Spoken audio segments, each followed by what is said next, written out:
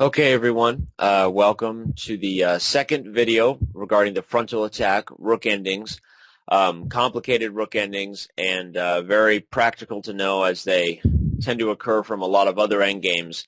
As pieces get traded off rapidly, suddenly one side finds themselves with their king cut off from the pawn, and if they don't know the frontal attack, they're in big trouble.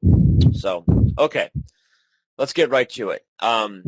You'll notice from the, if those of you who watched our last video, video 1 on the frontal attack, we covered the basic ideas of how to draw this endgame when the king is only cut off one file.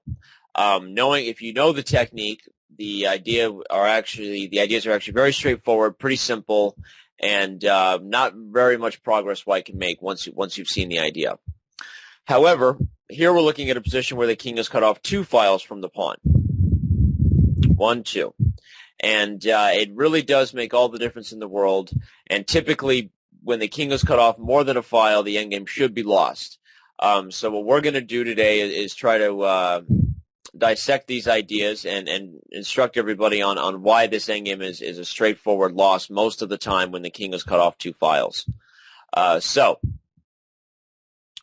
Starting with this position, I would actually already recommend, especially if you've just previously watched the third video of our rook ending series and the first video on the frontal attack, I would recommend taking a moment to try to ask yourself what you think it is that's changed in the position when the king is cut off 2 files.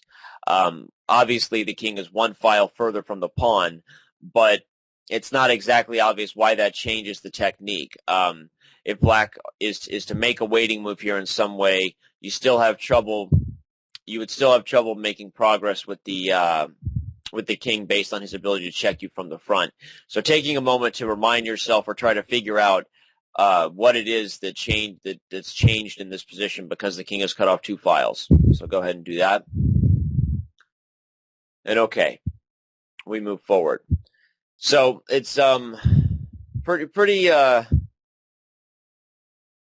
interesting to see why the king being cut off 2 files makes such a big difference. So we're going to start by making progress with the king, which in the situations when the king was only cut off 1 file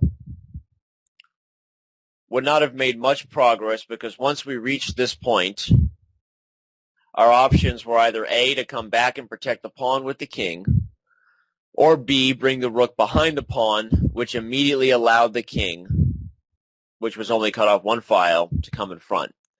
So by seeing that, we kind of notice the difference here. After we've brought the king forward, the difference is that because this king is that much further from the pawn, now considering bringing the rook behind the pawn is definitely an idea. We hope you enjoyed this video demo from Chess.com. Subscribe today to finish this video and get unlimited access to our full video library. Your membership also includes access to Chess Mentor, the most advanced interactive training tool available anywhere. You'll also get full access to the Opening Explorer, Tactics Trainer, and much, much more. So sign up today and get serious about improving your game.